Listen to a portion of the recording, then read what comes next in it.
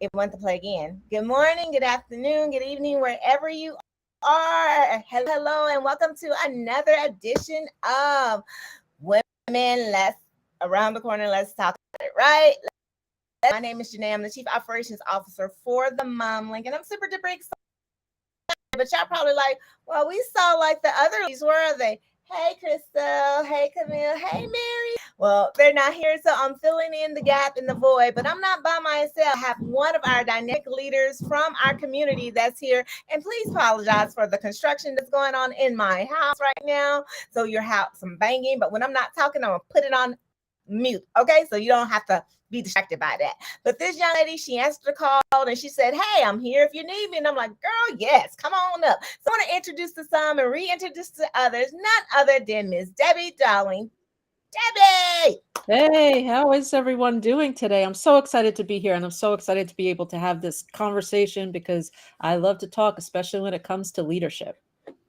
Yes, we're talking about the role of leadership and the impact on leadership on the community dynamics.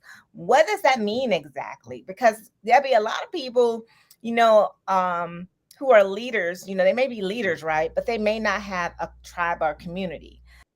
But I think that most times, just because you don't have a tribe or community that you're actively engaged in, you call something like the Mod Squad or whatever the case may be, doesn't necessarily mean that you still don't have a community. To me, Debbie, the impact and the role of leaders as far as community dynamics is they're going to have a tribe regardless because people are going to follow them based off their leadership skills. You agree? I agree. And I also find that, with leaders are people that if they see somebody that can't do what they're doing or is struggling with something, they take their strengths and they teach them so that they can walk alongside each other instead of just being ahead of everybody and making everybody feel like they're behind them. A good leader brings everybody with them. Absolutely. It's because you see the potential. John C. Maxwell is a guy, some people know he's a preacher, he's a businessman, and he has a lot of books about leaderships, leadership. He actually, during the pandemic, created the John C. Maxwell Leadership Academy. And he's like 60 plus years old. And it's like, hey, you're never too old. You're never too old. He got the idea, and it's a full go. Again, sorry about the saw that's in the background, but we're gonna keep it moving. So I agree that leaders that see the potential, like ICP, like you might not be there, potential of a person, and Debbie, true leader, you're gonna realize the potential in that person, and you're gonna draw out their strength, make them even more confident about it, and the weaknesses that they are. Which I don't like weaknesses word. I call them the lesser strengths that they have are Right. going to be developed to where they can get up there with the stronger ones. So 100% agree. So ladies and gentlemen, that's what we're going to be talking about. So we would love, love, love for you to chime in, put in the comments, because we do look at that as well. And I'm going to quickly remove us out of the way so that we can bring up our dynamic speaker who, oh, by the way, is not Dr. Taylor Tavis. No, so that person see on the flyer is not presenting today, all because of my little hiccup. Woo, boy, my time zones. So, yeah, miscommunication on my part. But I had to fill in the void and bring you someone still that is very impactful in leader as far as community, but all things leadership, right? Subject matter expert. This young lady, whole organization, whole company, business is geared towards leadership. She never ever wavers from it because believes that is the foundation, as I do, for success.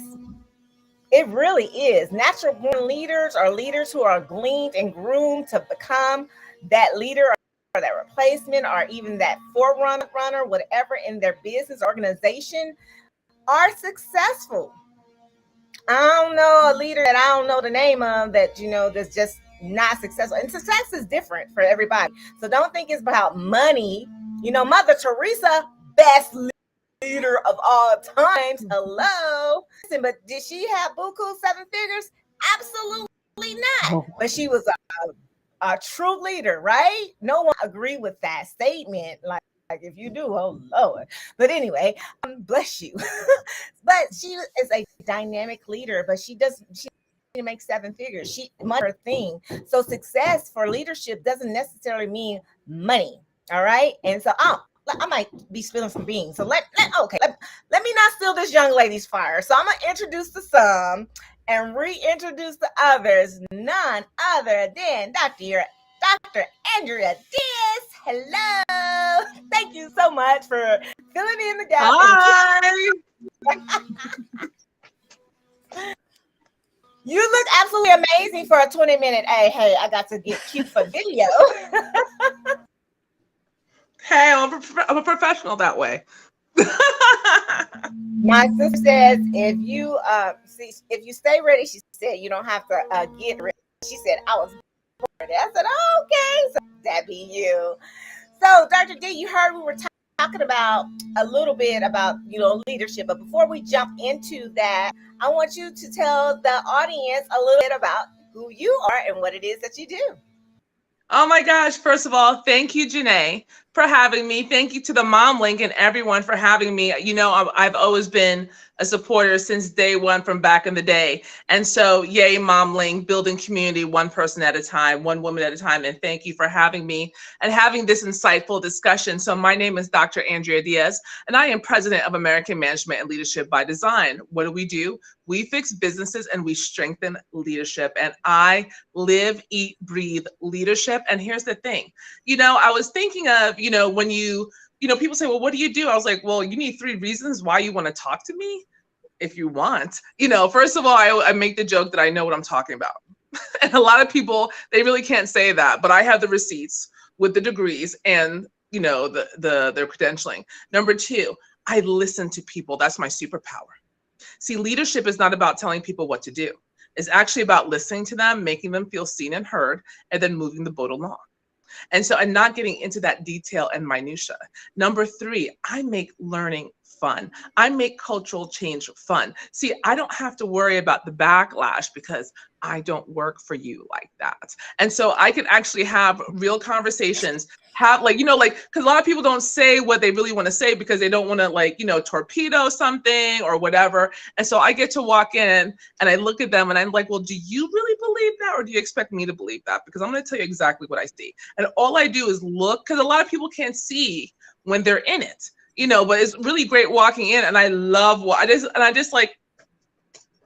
and that's all I do. And I don't really talk for the first few minutes. But anyway, that's who I am. I'm grateful for Janae, because Janae, when I started talking about leadership to her about 2 years ago, she pulled the car over, took out her notebook, and was writing as I was talking to her. And I wasn't training her. I was just telling her about certain things. And I really believe that our paths crossed because they were supposed to cross. And I really believe that in a former life that she was my spirit sister. So when we did cross, it was like we knew each other for years because we were kindred spirits. And so anyway, blah, blah, blah, blah, blah. But leadership, I'm all about it. I'm all about letting women know that you don't have an attitude, you just have an opinion. And don't let someone else's, see, and here's the thing, a lot of people will project their ish onto you. I can say that, right? A lot of people, they're like, oh, well, you're this. No, you're really not. They're just threatened by you. Please recognize and understand. So please get some emotional intelligence along with your leadership leads to the psychology of leadership. And please understand what you can and cannot do. I defer the mic. Go ahead, ladies. Debbie, what you got for her?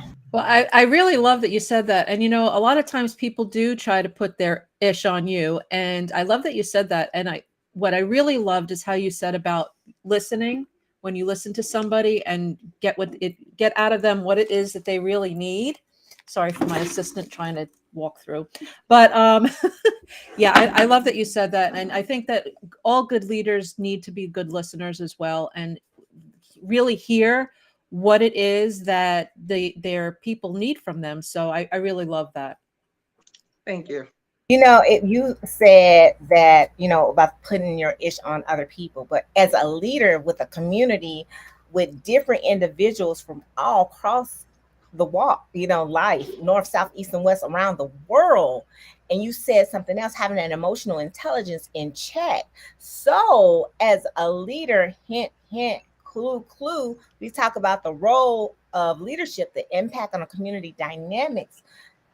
You must have your emotional intelligence in check when you have different personalities, community from people everywhere. So no one's ish get on anyone, right? You know what Right, I mean? right, exactly. And so as a leader yourself and having a community, what do you do to help others within your community, get that concept of emotional intelligence and not, um, having any type of that negativity within your tribe?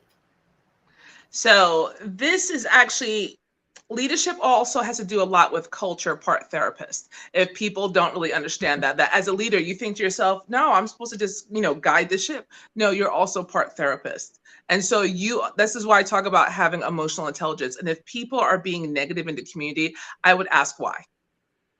Because a lot of times we just want to blame, we just want to do this, we just want to fight, we want to fix, and we don't want to know like why. I'm not telling me, tell me about your childhood, but why do you feel? And there's a lot of times it's because they're insecure, they feel threatened, they're scared, they're tired, they're this. And so as opposed to saying, wow, let me work on myself, they lash out at people. And so I want to say the average, Josephine, I want to say average Joe, but Josephine, the average Josephine walking by in her own head was like, where'd that come from? What did I do to you? And you don't really understand that you're just a person that happened to walk by. And it could have been Amy, Betty, Samantha, and the same thing would have happened. You just happen to be the person, but now you made it all about you. Oh, why me? Oh, and it's really not that critical. And so, you know what I mean? So a lot of times we don't look at the other point of view, and I'm not excusing the behavior, but a lot of times if you understand where this behavior is coming from, so I don't get upset when people get threatened by me because it's not me. Because I know that my name could be anything, is what I represent. And I'm not your problem. You have another problem. So when you can get past those things, thank you so much. I love the vibe here too. And so when you can get past those things, you know what I mean? Then it makes it a lot easier. So when people do lash out, you're not being triggered by that lash because you understand it's not you. And that's the whole thing about emotional intelligence, triggers, this, that, and the other. Like, you know what I mean? And so like when someone gets mad at you or snaps at you, you're automatically like, I want to, but that's not it. You should really be like, oh man, I'm so sorry for you. Why are you snapping? Like, not in a way like, why is it me? Like, what's making you want to behave like this? Because and people, okay, I need to digress. People are like, why are you wearing a tiara? And number one, it's an icebreaker. But number two, I say, if this sets you off, like makes you have a bad day, you have a problem. Like there's something larger, because this little piece of Amazon, whatever for like $8 should not ruin your day. Like, you understand me? And then when you see people like that, those are the people I identify as having deeper issues. You understand what I mean? And then we might have to do some additional work.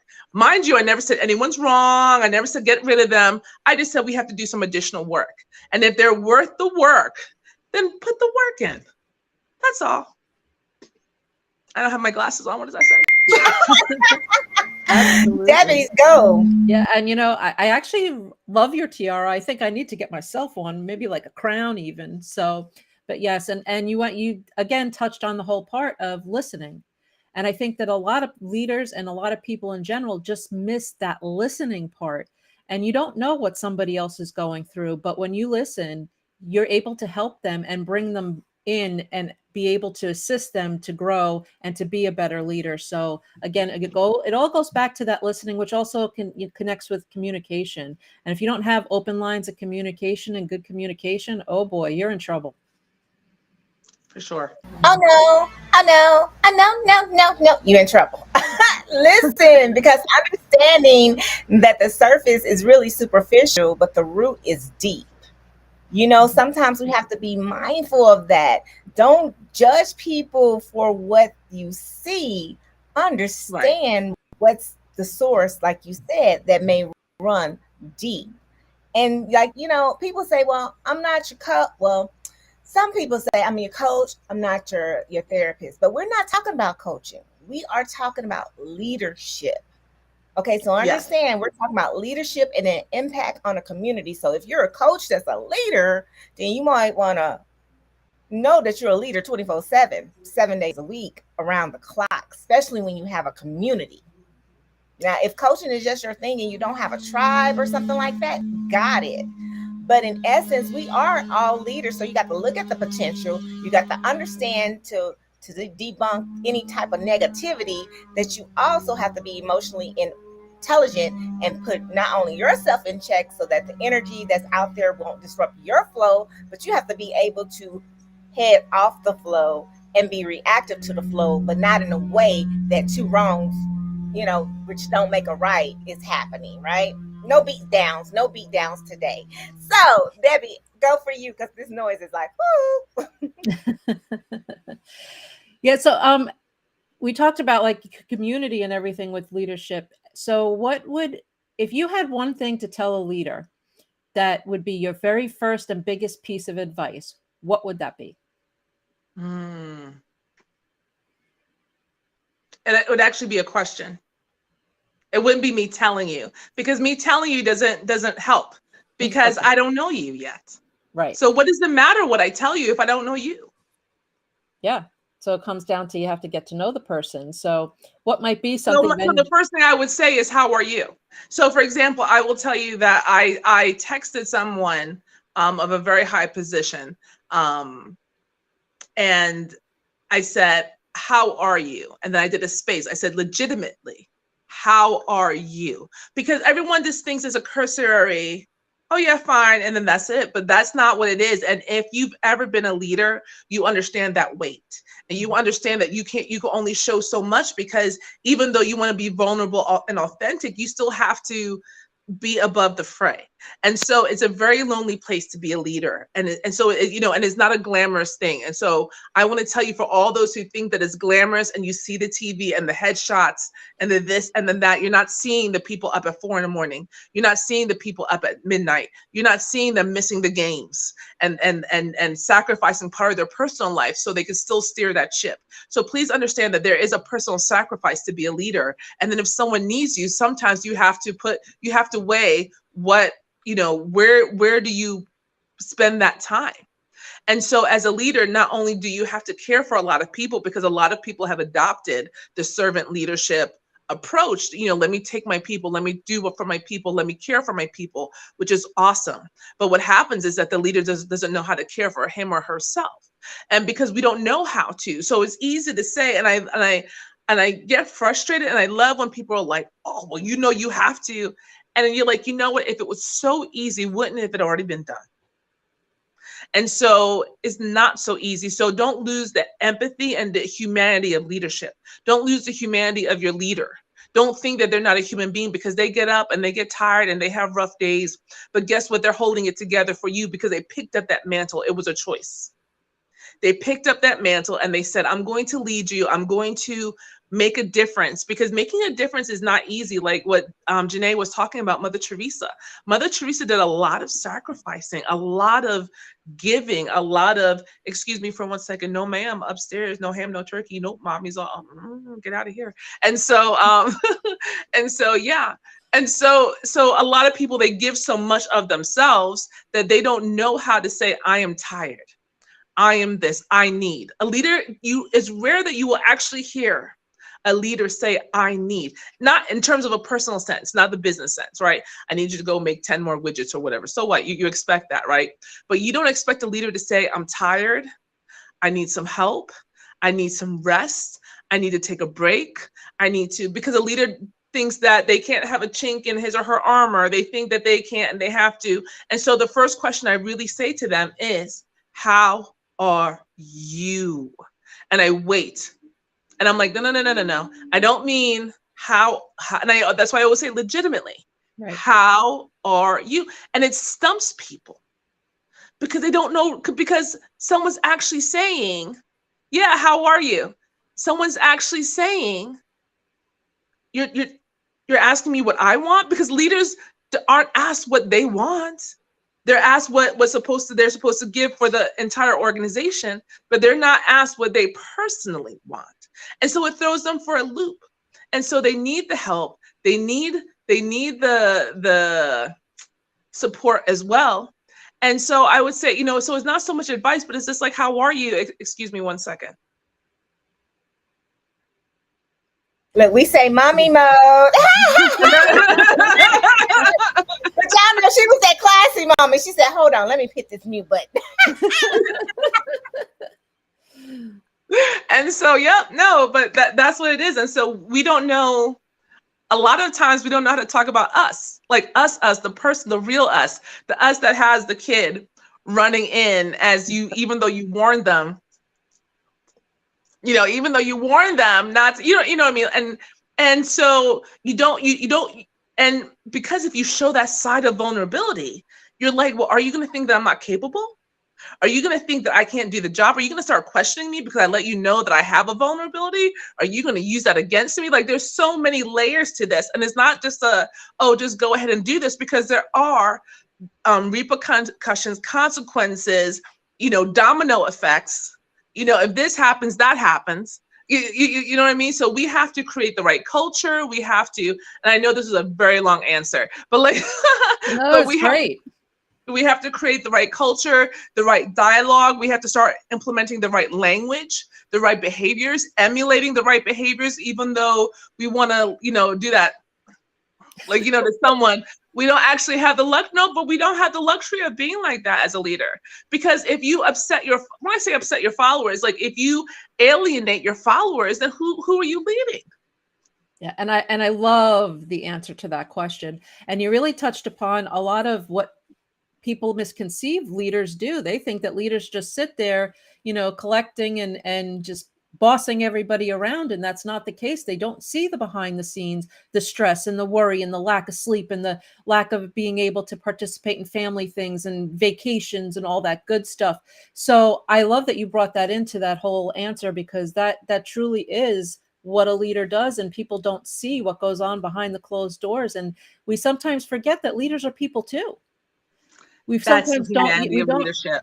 Yeah, I love that question. How are you? Because they're not asked that question. Yeah. So when people say, what piece of advice, you'd be like, well, what? I think in a way, to me, that just says that everything's about me. And if you're really a leader, nothing should be about you. You know what I mean? It's always about the other person. So when you're like, well, what piece of advice? Well, how about I get to know you? How about I get to actually, give you an answer that works for you, as opposed to some generic answer, because I just think that this works for everybody. And that's a boohoo thing, and especially being a woman leader, that's even more challenging, because you're always because we're battling the stigmatism. See, the younger people, they're growing up in a different time, but we grew up in the time of Dynasty, where you had like Joan Collins and stuff like that with the power pads, you know what I mean? And people bossing around on Wall Street in the 80s and jockeying for a position, and you don't want people to use information against you as a weapon. Like, it's a whole thing. So now to say, oh, well, I'm going to be a woman leader, but then people say, well, bring a chair to the table. No, it's not that easy. Everyone likes people who make it. They make it like to seem like it's so easy. No, you need mentors. You need advocates. There's a strategy to be getting to the C-suite. There's a strategy to climbing the table. So that's not all about leadership. Like, what do you like? What do you think it is? Like, it's not so easy. And I don't like people who pretend like, don't you? Oh my God, that's the worst. The worst. Listen, you stepping on folks' toes. She going through the pews, y'all. Ouch, ouch, ooh, ooh, ooh, sorry, y'all. She's stepping on your toes. If that's you, get you just some cream, rub it out. Because one, she said it's hard work. You know what? And that the first thing that reminded me is I heard a leader say, hey, I'm not taking the elevator. And I was like, what do you mean? Like, I'm not taking the elevator. I'm taking the stairs, because the stairs is harder to do than just to push a button to take you up.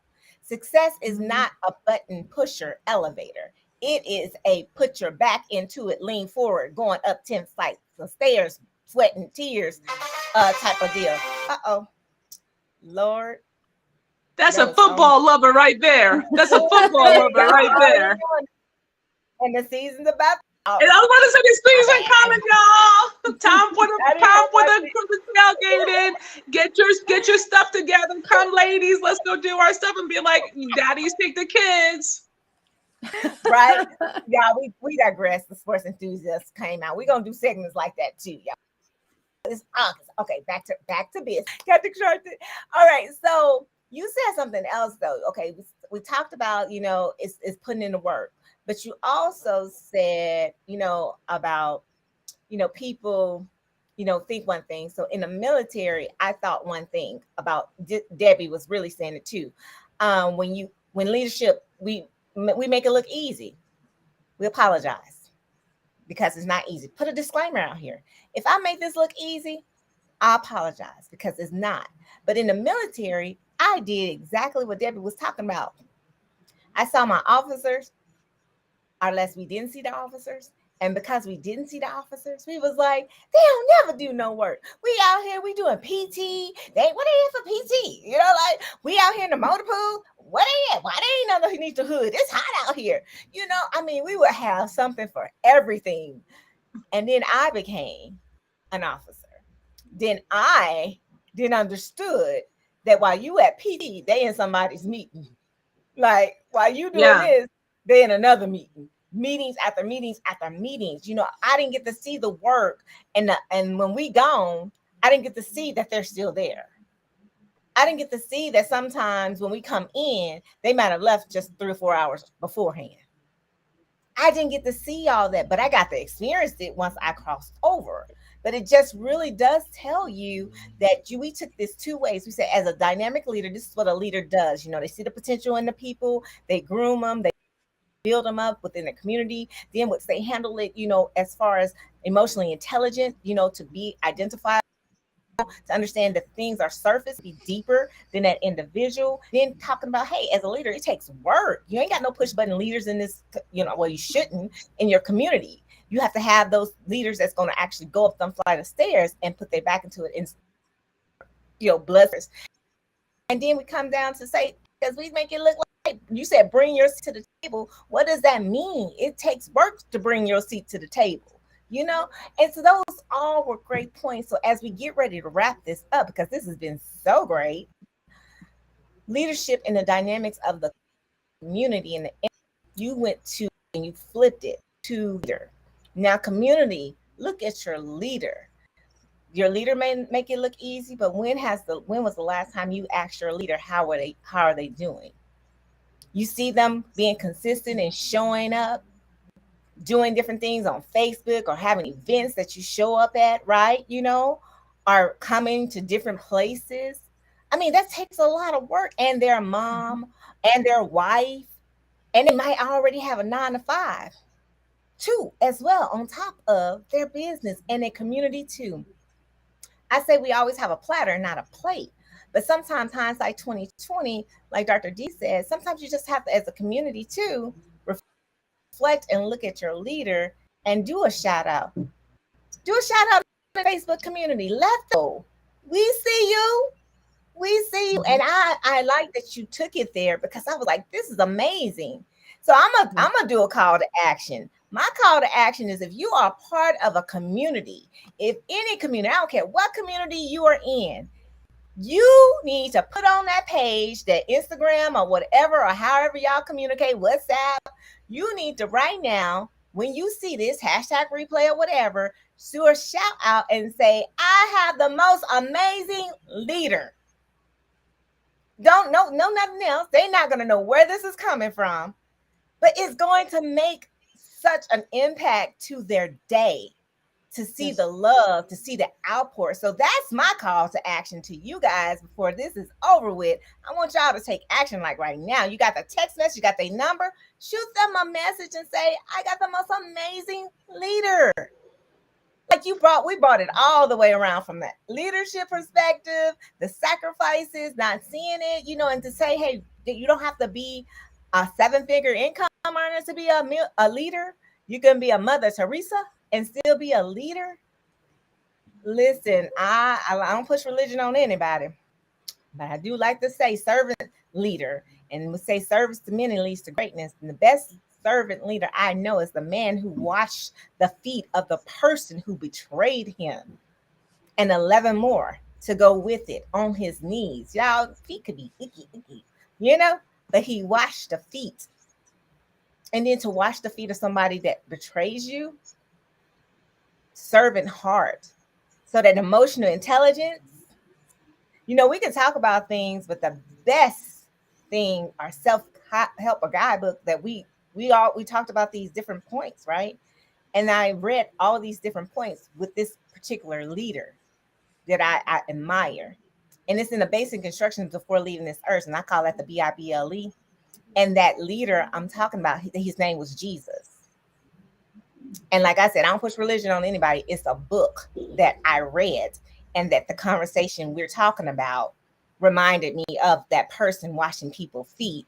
And it said that one person betrayed him, and he still washed their feet. If that ain't emotional intelligence, whoo, love, I don't know what is. Because could you do that? You know, could you? Could you do that? But we also understand that Dr. G said earlier, we are human. We ain't that human, but we are human. And I will speak for myself. I couldn't do it. The flesh would have gotten away. And then I'll probably correct it later, but the flesh would have gotten away. Just saying, got to keep it real. But that is the leader's responsibility. They have to compare themselves to something to say, did I miss the mark? Did I hit the mark? What can I do to improve, to make the mark even better, or to get through the mark? Over to you, Miss Debbie. Yeah, and I want to add, because what you said was, you said a lot that was really great. And I just wanted to add that a good leader is not going to ask anybody to do anything that they wouldn't do themselves. And it just shows that they can lead by the power of example. And I think that a lot of times that's the best way to lead, is by example. So if you're not willing to do it yourself, are you really a leader, or are you a dictator?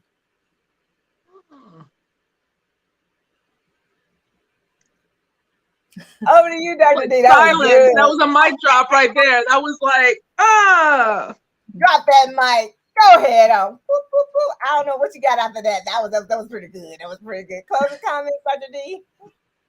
how can you follow that? She said, if you're not willing to do it yourself, then they're not a great leader. And absolutely. But I also say, just remember that your leader is also a human being. They might have a title behind them, but they're also flawed. And sometimes just cut them a little slack. Don't look for perfection in your leader. They're a human being too. So cut them a little slack. Let them know that, you know what? Everyone gets, how Spider-Man says everyone gets one. That's how you do it with your leader. Everyone, your leader gets one time to lose their mind with you. And then you move on, because guess what? You would want someone to forgive you and move on too, right? And not hold that one time against you. You know, that one time you said 5 years ago, like that's not productive. Okay, so that's all. They're a human being too. Yes, I love it. And so here is the call to action for you right here. Call to action. Boop, boop, boop. Send a text. Tell them they awesome. That we send your leaders in your community. Send them a text and tell them that they're awesome. Show them some love out of the blue. Nothing else to it. That's it. That's all we ask of you. We hope that you guys enjoyed this segment. Thank you for taking the time out of your busy schedule to watch this. We truly appreciate each and every one of you. Catch us next week, same time, same bat channel at noon here on LinkedIn, on YouTube, and on Facebook in the Mom Link community. And in our absence of our visionary and founder, Miss Crystal Almeida, she'll be here back same time, same channel next week, as well as our other two directors, Director of Social Media, Ms. Mary Massey, and Director of Education, none other than Ms. Camille Jones. So with that, thank you, Miss Debbie, our sales members coordinator, for being on the mic with me today. Y'all, this is not scripted. This is less than 5 minutes and we hit start. Let's go, ladies. No practice. I think the flow went well. All right, y'all. Here. Bye-bye. Have an amazing rest of your Thankful Thursday. Peace. Oh, remember to like, share, and follow, and subscribe to the Mom Link